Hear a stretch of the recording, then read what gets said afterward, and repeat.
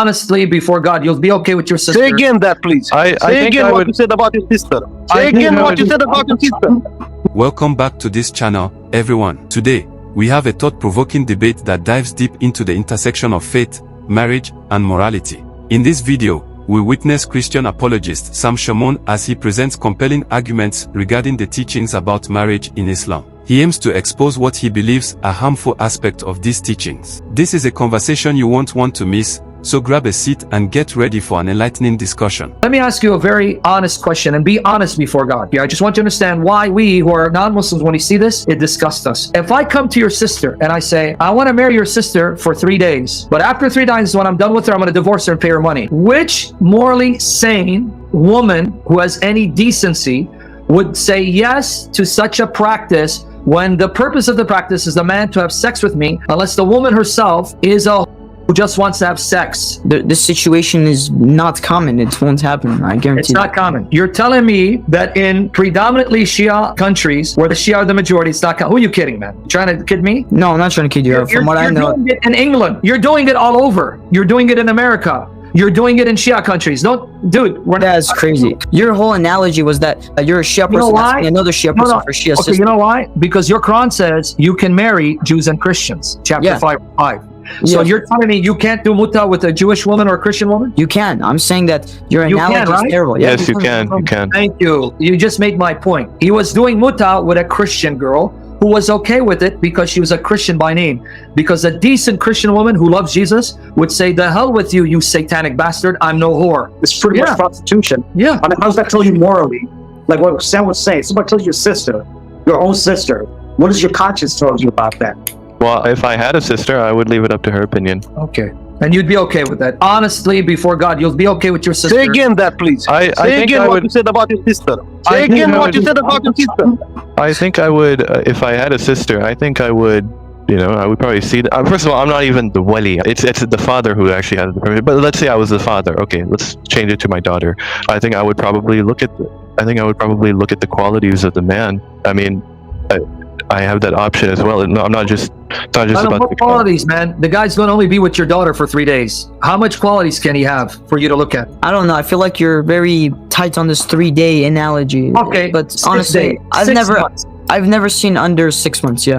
Okay, good. You're okay with someone marrying your daughter for 6 months and then divorcing her, paying her? Yeah. Come on. Listen to yourself. Yeah, because this Listen can to always yourself. lead to permanent marriage. There's no issue with this. It's one thing to marry someone for permanent marriage. I'm going to marry her till I die, and it doesn't work out, you divorce. Okay. That happens all the time. That's not what muta is. Muta, you're stipulating a time period. I'm going to marry her for 6 months and divorce her. Now, after 6 That can months, be I want to renewed. extend it for... Come on, dude. Be serious.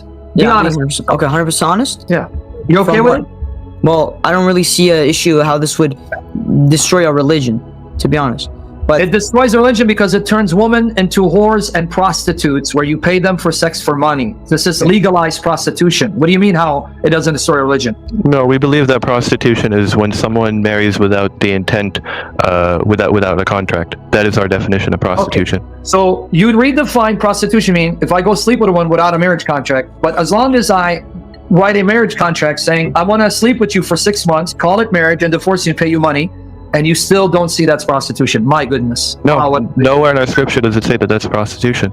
That's the whole point. That's why we reject your scripture, because if it's from God, who's morally perfect, he would never denigrate women to that level of treating them as sexual meat, but then disguising it as marriage. Thank you. That's our point. Okay, all right, I understand. In fact, that's what I want to ask you guys. What do you believe about Aisha's age? How old was she when Muhammad married her? I take the historical standpoint that she was around 17 through 21. Okay, because that's what I expected. The Shia go with a different age. But now in chapter 65, verse 4, how do you get around the fact? It's talking about divorce and the iddah, the waiting period. And there you're given scenarios of women who are old, menopause, who don't have periods. How long is their waiting period to remarry? 3 months. And then it talks about girls who haven't had their periods yet. They've been divorced. How long should they wait? And it says 3 months. So in this ayah of the Quran, even if you want to say Aisha 17, you're still left with your Quran allowing Muslim men to marry pre-pubescent, premature minors who haven't had their periods. Yeah, that's the ruling, but we don't believe that they can consummate them in marriage. Then you didn't follow the verse, because the verse says the idda, the waiting period of such a young girl, is 3 months. Where in 33:49 says, if there's no consummation, there is no idda for the girl. No, now you're trying to derive fiqh rulings. No, read it. This is about the idda, the waiting period for a divorced woman. And then 33:49 says, the woman who hasn't consummated sex, there is no waiting period. It's not a fiqh ruling. I'm reading the plain meaning of the verses. It's in front of you. 33:49, 65:4. Read 33:49. Is there any idda waiting period for the woman who hasn't consummated marriage? Okay, if you're talking that way, then no, as far as I know. I don't know. I could also refer to the scholar that I follow. Here's what it says. Oh, believers, if you marry a believing woman and then divorce them before you touch them, they will have no waiting period for you to count. Give them a suitable compensation and let them go graciously. Okay, so there's no waiting period for a woman you haven't touched sexually. But now go back to 65 verse 4. And for women past the age of menstruation, in case you do not know, their waiting period is 3 months. And those who have not menstruated as well. Okay, so did you catch it? The ayah is talking about, you got women who are old, who have no more periods. How long should they wait if they're divorced? 3 months. What about those who haven't menstruated yet? They too wait 3 months. Well, the only women who do not menstruate yet are premature, prepubescent minors. So your Correct. religion allows you to marry premature minors, prepubescent minors, and have sex with them and divorce them, that someone else can marry them. No, now you're slandering. That's what I was trying to correct you earlier. We can marry them, but we can't consummate them. You're not listening. There is no waiting period for the young girl that you haven't consummated marriage with. And it's Waiting not- period? No. Can you reread 33:49 for Listen, our friend? you can play. You can show these verses all you want, but I follow the Marja that I follow, Sayyid Sistani. He gives a clear ruling on the various waiting periods. It's against the Quran. Okay. No, it's not going against the Quran. Yes, it is. 65 verse 4. Friend, what do you not see? 33:49 says, there is no waiting period for the woman you haven't consummated marriage with. And 65:4 is talking about those women who have been divorced, what is their waiting period? Meaning they have been touched sexually. I mean, what do you not see? You can give me Sistani and Merawani. I'm giving you the Quran. Would you be okay if you're living at the time of Muhammad and Muhammad's companion came up to let's say, your mother, she's widow now, your father's dead. And he says, look, he says to you, I'm going to marry your mother for 3 days, and then I'm going to divorce her and give her money. Would you be okay with that? If the other person is okay with it, then why not? Say it again? Say it again? Well, if it's consensual, then why not? Yeah. So you're okay, your mother getting married for 3 days and then getting divorced and getting paid for it. You're okay? How much is she gonna get paid? What's the situation? I don't know. He's going to give her 1,000. Is that okay? I'll need to know the situation then. Is she gonna die from poverty? Does she really need to? No, the hadith doesn't say you do it only to save someone from poverty. In fact, if it's poverty, why don't you just give them money? Why do you have to screw them to give them money? Can I see the hadith, please? Oh yes, I will. But before I give you the hadith, I'm going to give it to you. I just want you to repeat what you said, because everyone heard you. You said, sure, it's okay. Right? I said if the hadith says yes, then why? Oh, so if I show you the hadith says yes, you say okay? If it's as you describe it to me. Yes, I'm going to show you. It says I describe it. But you do okay. All right, yes, all right, hold on. Let me get it for you. Hold on. While we were in an army, Allah's apostle came to us and said, you have been allowed to do the mut'ah, the temporary marriage, so do it. Salama bin al-Aqwa said, Allah's apostle said, if a man and a woman agree to marry temporarily, their marriage should last for 3 nights. And if they like to continue, they can do so. And if they want to separate, they can do so. I do not know whether that was only for us or for all the people in general. I said, Ali made it clear that the Prophet said, the mut'ah marriage has been cancelled. Made haram. Okay, now I gave you another hadith. Click on the other link. Related to Abdullah, we used to participate in the holy battles led by Allah's apostle, and we had nothing, no wives with us. So we said, shall we get ourselves castrated? He forbade us that, and then allowed us to marry women with a temporary contract. And recited to us, O you who believe, make not unlawful the things which Allah has made lawful for you, but commit no transgression. Okay. Is there another one? Yeah, I'm going to give you another. But before you do that, I want you to catch. Do you see chapter 5 of the Quran, Surah Al-Ma'idah, chapter 5, verse 87, was revealed to condone temporary marriage? Did you see that hadith? Yes. According to Sahih Bukhari, that chapter 5, verse 87 was revealed to do what? To stop. No, did you just misread that? Are you lying in my face? No, to do temporary marriage, not to stop. Are you lying in my face? That's not what it said. Yeah, okay, yeah, cool. Okay, so one more time, I didn't hear you. Sahih Bukhari, volume 7, number 13, it said that chapter 5, verse 87 of the Quran was revealed to permit temporary marriage, right? Technically, you're right, but not the way you mean it. Well, man, I'm reading the hadith. Here, let me read it. Say it again. Yes. You agree the hadith Bukhari says chapter 5 verse 87 was sent to permit temporary marriage, right? Yeah, for that, in that case. Oh, I don't care what case. Right. You agree, right? Well, that's what it says. You asked me what it says. Okay, good. All right. Yeah, that case, at that time, hey, you can marry them temporarily instead of castrate yourself. Now, here's one more hadith. Jabir ibn Abdullah came to perform Umrah, and we came to his abode, and the people asked him about different things, and then they made a mention of temporary marriage, whereupon he said, yes, we had been benefited ourselves by this temporary marriage during the lifetime of the Holy Prophet sallallahu alaihi wasallam, and during the time. During the lifetime of the Holy Prophet and what? Finish it louder. There's not even a word. Teeny. This probably says time. Time of. Yeah, time. It's supposed to be time. It's a typo. During the time of who? There's 10 typos in this. Oh my God. Well, that's the Muslim translation. Don't attack me. Okay, so reread that part again. Yes, read the part. Yes, we had Yes, been. we had benefited ourselves by this temporary marriage during the lifetime of the Holy Prophet, and during sallallahu alaihi wasallam, and during the time of Abu Bakr and Umar. Okay, did you hear that, Deeth? They did temporary marriage, muta, up until the time Umar became the caliph. Did you read that?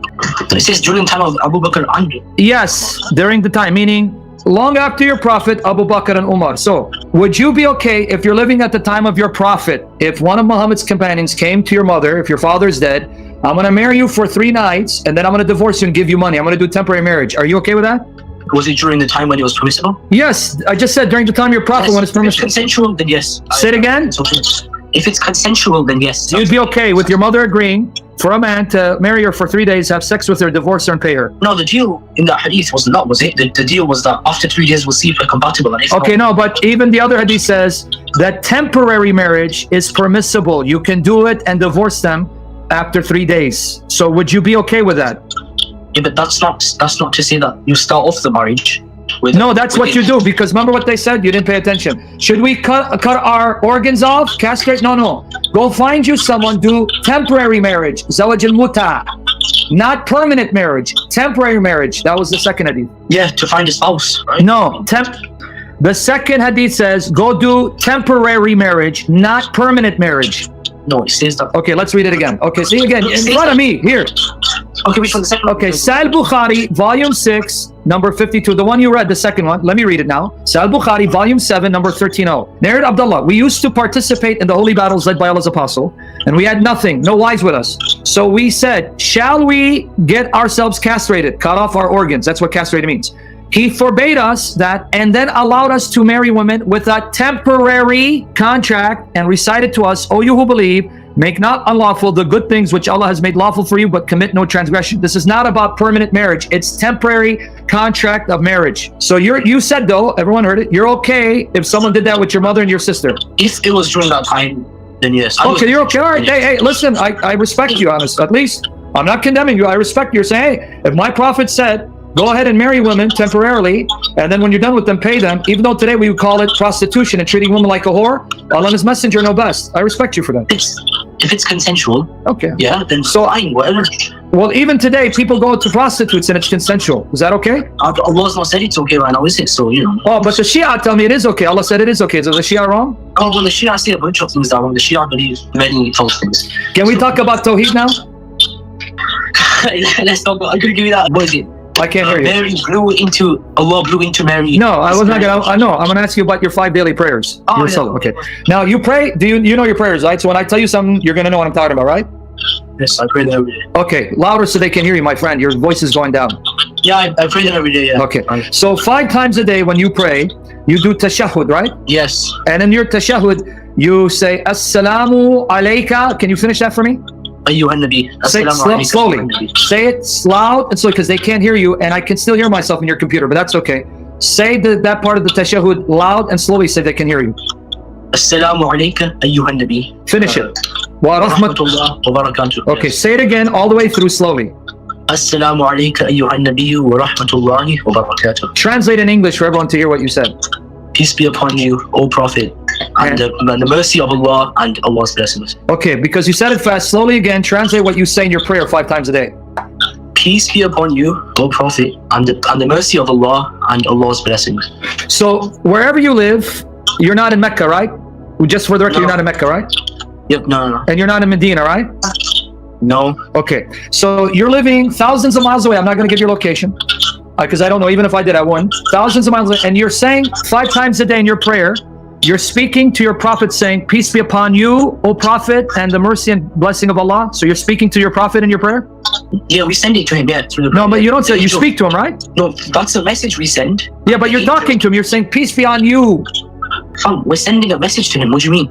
Okay. And then the angel. When they're sending a message, him saying, "Oh, Ya Allah, send peace upon your prophet." That's not what you say. You say, "Peace be upon you, O prophet. Assalamu alayka, ayyuhan nabi," right? Yeah, I don't quote. I'm very sure this is true, but don't quote me on it. What happens is the angel takes that message to the prophet. That's and fine. The prophet sees that we. Huh? I'm not asking that. I just want you to admit that at least you're talking Yeah, to your prophet. So you do talk to him. Yeah, we say the message to him. Yes. Okay, so you speak to him directly. You're speaking to Assalamu alayka, ayyuhan nabi. So you that's. I just want to hear that you actually in your salah, when you do salah 5 times a day, which is ibadah, the heart of worship. Part of your salah, you don't just speak to Allah, you speak to your prophet. Yeah, the message is to our prophet. Yeah. Well, It's not a message. You're talking. If I say to you, "Hey, Ziad, peace be upon you," am I sending you a message or am I talking to you? no, it's the equivalent of you writing on a piece of paper, "Peace be upon you, Ziad," and then you send it off to my house on a piece. And I assume that you're going to read it, right? Yeah. But now, right now, I'm not talking about paper. Now we're talking oral. If I say, "Peace be upon you, Ziad," am I sending you a message or am I talking to you directly? No, because the angel translates. Whether the angel takes it, astaghfirullah rabbil alamin, whether he takes it, the words, "Peace be upon you," that means I'm talking to the person, you, right? Yes. Okay, so again, be honest, because you love Allah and His Messenger. You're not embarrassed. You just admitted in your 5 daily prayers, you not only speak to Allah, but you speak to Muhammad. I mean, I guess if you want to define it like that. Sure. Yeah. All right, now in the 5 daily prayers, I love Rob Christian, my brother in Jesus. I'll give Rob Christian your Skype if you want to call him and talk to him. He's a very informed, sharp brother in the Lord. But you're gonna make me laugh, Rob. Don't make me laugh. Anyway, coming back to this issue. How do I see his comment? I want to see. Well, because I gave you the link to my YouTube channel, but don't be distracted with the comments. Please don't go there because you're going to read the comments. You're not going to focus on me. You can go watch it later. But now focus on me because I want you to focus on me. This is important because you're a respectful young man. I thought you're one of these people. You're a nice young man and I respect you for that. May God bless you. Okay, now here's the other thing. In your 5 daily prayers, do you not say, and I'm going to give the English translation, "Oh Allah, send down your salah upon Muhammad and his family like you sent down your salah upon Abraham and his family"? And then you say, "Oh Allah, send down your blessing, barakah, upon Muhammad and his family like you sent down your barakah." Yes, yeah, we say that. You say it again? Yes, we say yeah. So you say 2 things, right? Because a lot of these people don't know how you pray and worship. So in your prayer, you say 2 things. You go, "Allah, send down your salah, the word salah, upon Muhammad and his family, as you sent down your salah upon Abraham and his family." And then you say right away, "Oh Allah, send down your blessing, barakah, on Muhammad and his family, as you sent down your barakah blessing on Abraham and his family," right? Yeah, that's Okay, now I want to ask you a question. What's the difference between salah and barakah? between salah and barakah. Yes, because you asked 2 things. I just want people to get it. I know you get it.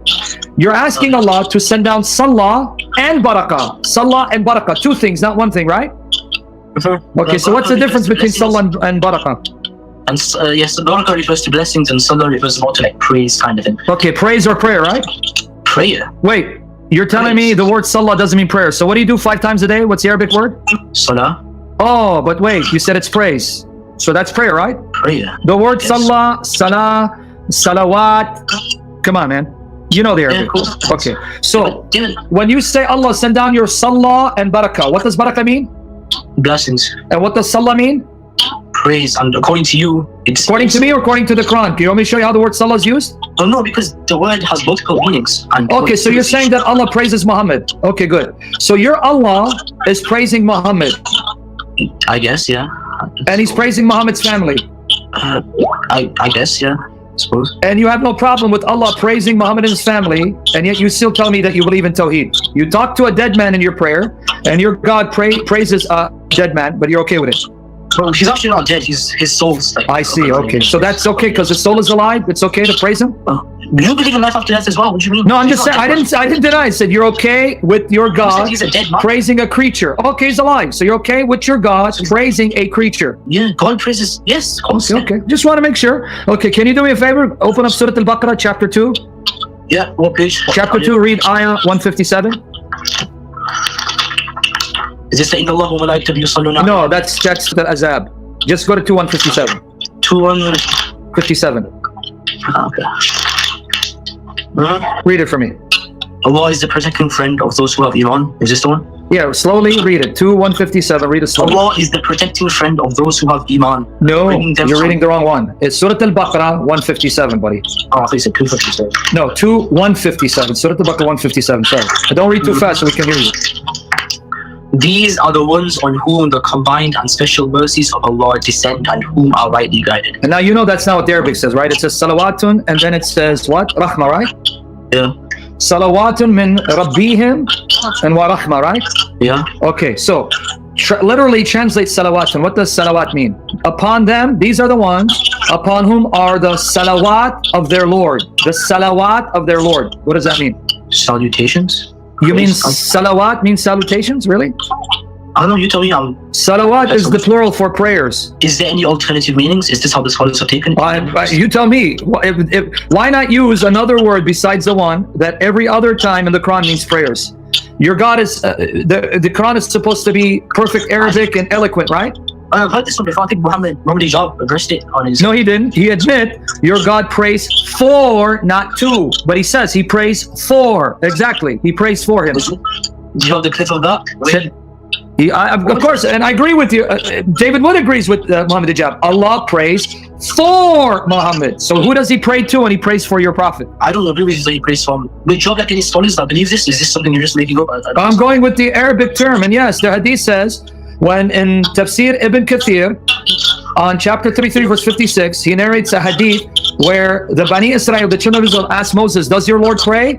And Allah says to Moses, yes, tell them I pray, and my prayer is the blessings upon my servants. So he says, yes, I pray. Is that hadith sahih? It's an Ibn Kathir. Even if it's not sahih, I'm going to give you another narration. Oh, then okay, so just discount that then if you know that be.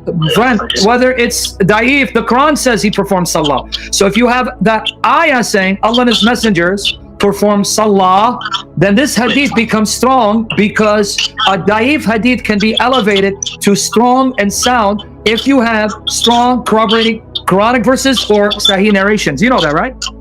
Yes. If it's saying what you're saying, it's saying then. Yeah, but forget what I'm saying. Just go to chapter 33 of the verse 43 of the Quran. Chapters. 33 verse 43. Oh God, you're making me go all over the Quran. I'm making you what? I can't even hear you. 43. Chapter 33 verse 43. Yep.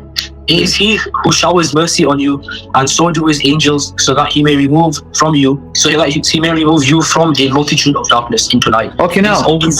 Okay, it says, now again, your translation mistranslated. How do angels shower blessings on people? How do angels shower blessings? You tell me, Sam. I'm not sure. Well, the Arabic, what is the Arabic word for showering blessings? What's the Arabic word for blessing? Say it again. Yusalli alaykum. Yusalli.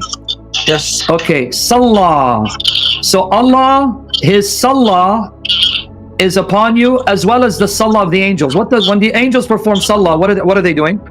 According to Mr. Sam. No, forget me, man. When the angels perform Salah, what is their Salah? Is that prayer? Is that Salah prayer? I'm asking you, what does the angels Salah? I have to ask the experts. I'm not sure what it means. You don't know what it means for angels to do Salah? No, because there's probably a different way of taking it. No, because no other scholar agrees with you on this point, right? Okay, forget. All right, let's put that Shamoun aside. raises the issue of muta, a practice that permits a temporary marriage contract with a predetermined end, which he argues is equivalent to prostitution. His argument hinges on the moral implications of a time-limited marriage where a man pays a woman for companionship, suggesting that no decent person would engage in such an arrangement unless it involved questionable morals. The Muslim interlocutor counters this by clarifying that while this practice exists, it is not commonly pursued, implying that it's less representative of Islamic teachings or norms, especially in Sunni majority contexts. He also attempts to explain that mut'a could be a pathway to a permanent marriage, emphasizing that in some societies or historical contexts, temporary arrangements could have provided protections to women who might otherwise lack financial security or social standing. Shamoun's line of questioning is confrontational, focusing on a hypothetical sister or mother to emphasize the emotional weight of his criticism. This framing can resonate with viewers who share similar moral concerns. The Muslim speaker, however, seems to struggle with presenting a coherent justification for the practice and how it might align with Islamic ethics in a way that would appeal to an outsider or even a devout Muslim from a different background. Shamoun then shifts to a Quranic justification, particularly referencing chapter 5, verse 87, which he interprets, based on certain hadiths, as sanctioning murder in particular situations, like during military campaigns when male companions were far from their families. He claims that this verse permitted murder to avoid more drastic alternatives, like castration. The Muslim speaker agrees that murder was permitted historically but suggests it was a temporary measure that was later abrogated or confined to specific cases. Here, we see an attempt to tackle the concept of naskh, abrogation, in Islamic law. Abrogation is a common interpretive tool in Islamic scholarship, allowing certain rulings to be replaced by later verses or traditions. However, explaining this concept adequately would require an understanding of the historical context and nuances around murder, a depth not fully conveyed in the Muslim interlocutor's response, which leaves room for Shamoun to interpret these rulings as inconsistent. Shamoun repeatedly presses the argument that murder resembles prostitution, calling it legalized prostitution. He insists that exchanging money for companionship under any circumstance is inherently exploitative. The Muslim respondent, meanwhile, contests this by distinguishing between prostitution and murder based on intent and contract formality. He argues that without a formal contract, a sexual relationship would be considered prostitution, but murder, with a formal agreement, is a legitimate practice under Islamic jurisprudence. The Muslim interlocutor attempts to bring forward a jurisprudential definition, explaining that murder isn't viewed as immoral within a specific legal framework. However, Shamoun's line of questioning is pointed and relies on moral intuition, which is challenging to refute without robust historical or legal context. His use of hypotheticals about family members, though provocative, might resonate with viewers on an emotional level, putting the Muslim speaker in a defensive stance without enough time to clarify the deeper jurisprudential reasons behind the practice. In another challenging question, Shamoun addresses Quran 65:4, interpreting it to suggest that prepubescent girls can be married and divorced, which he claims is morally abhorrent. He contrasts this with Quran 33:49, which discusses Iddah, or the waiting period after divorce, and points out what he perceives as a contradiction, particularly in cases where consummation did not occur. The Muslim speaker attempts to refute this by saying that although marriage may be permitted, consummation of the marriage would not be allowed until an appropriate age. The Iddah discussion is technically challenging and could benefit from a nuanced understanding of Islamic legal interpretations of marriage and maturity. Islamic scholars have discussed such verses with various interpretations, often placing conditions on consummation based on puberty and maturity. The Muslim speaker could have clarified this better by mentioning that the interpretive consensus emphasizes maturity and age appropriateness for consummation, regardless of marital status. Shamoun's approach here focuses heavily on stirring moral indignation, which effectively intensifies the perceived offense without addressing potential extenuating interpretations or cultural factors from the Quranic time period. Shamoun repeatedly returns to the emotional line of questioning about whether the Muslim speaker would accept murder involving his own sister or mother, or a situation involving a minor, emphasizing emotional impact over theological arguments. The Muslim speaker's response about it being consensual reflects his attempt to shift the focus onto individual autonomy within cultural bounds, though it does not necessarily resonate within the broader context of Shamoun's moral objections. These hypotheticals are potent rhetorical tools, effectively simplifying a complex theological and legal discussion into an emotionally charged question that may bypass intellectual defense. While consent is indeed an essential element in both Islamic and Western views on marriage, the Muslim speaker's lack of assertiveness in explaining cultural, historical, or theological nuances in murder practices limits his defense. Thanks for joining us for this intense debate. We hope you found it insightful and challenging. Remember, discussions like these are crucial for understanding different perspectives. If you enjoyed the video, don't forget to like, subscribe, and share your thoughts in the comment section below. What do you think about the points raised today? Until next time, keep questioning and seeking the truth.